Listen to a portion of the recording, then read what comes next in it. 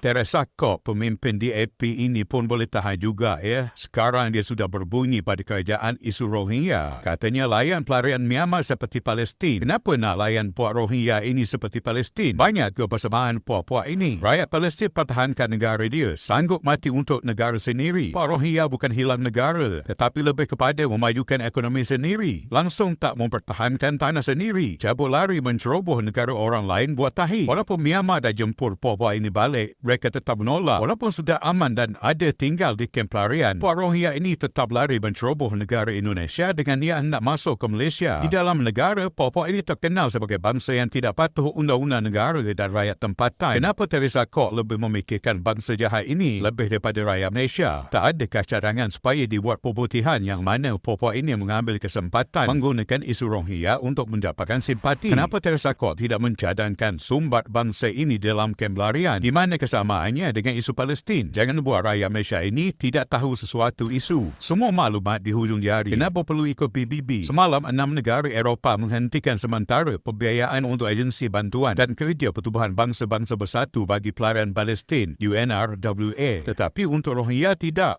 Sama ke di situ? Semalam Teresa Kok meminta kerajaan layan pelarian Myanmar sama seperti Palestin. Kerajaan disaran menjadikan Suruhanjaya Tinggi Pertubuhan Bangsa-Bangsa Bersatu bagi Pelarian UNSCR sebagai rakat kongsi dalam usaha menyelesaikan isu berkaitan pelarian dan pencari suaka di negara ini. Naib Pengerusi DAP Teresa Kok berkata kerajaan harus menghormati prinsip non-refoulement yang melarang negara daripada menghantar pulang atau mengusir pelarian selaras dengan hak asasi manusia dan undang-undang antarabangsa. Katanya kritikan dan cadangan yang dilontarkan oleh Suruhanjaya itu juga harus diterima secara membina oleh setiap agensi kerajaan. Tiada rakyat Malaysia yang berfikiran waras akan mempertimbangkan untuk menghantar pulang pelarian Palestin ke Gaza suatu jenayah perang sedang berlaku, dan prinsip yang sama mesti digunakan dalam semua keadaan termasuk pelarian Myanmar dan pencari suaka di sini. Justru saya yakin kerajaan Madani akan memberi kepentingan yang sewajarnya untuk mengetepikan dan membatalkan pendekatan unity sebelum ini terhadap pencari suaka dan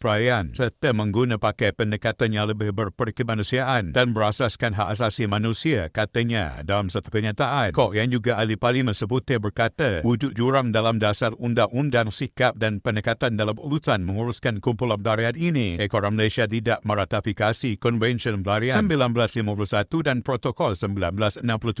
Ekoran Malaysia tidak meratifikasi Konvensyen Pelarian 1951 dan Protokol 1967. Tiada terma undang-undang untuk membezakan antara pendatang tanpa izin parti, pencari suaka dan pelarian di Malaysia. Kekurangan huraian dalam rangka kerja undang-undang atau dasar domestik menyebabkan mereka dikumpul di bawah satu kategori iaitu parti. Inilah yang mengakibatkan diskriminasi, stigmati dan fitnah. Ketiadaan perbezaan yang jelas dan istilah antara pekerja tanpa dokumen, pelarian dan pencari suaka merisikokan mereka untuk ditangkap, didakwa, tahan, usir dan hantar pulang. Ia juga menghadkan upaya mereka untuk mendapatkan akses peluang pekerjaan, kesihatan dan pendidikan yang sah, mendedahkan mereka kepada pelbagai jenis penderaan, eksploitasi dan pelanggaran hak yang lain yang berleluasa, katanya.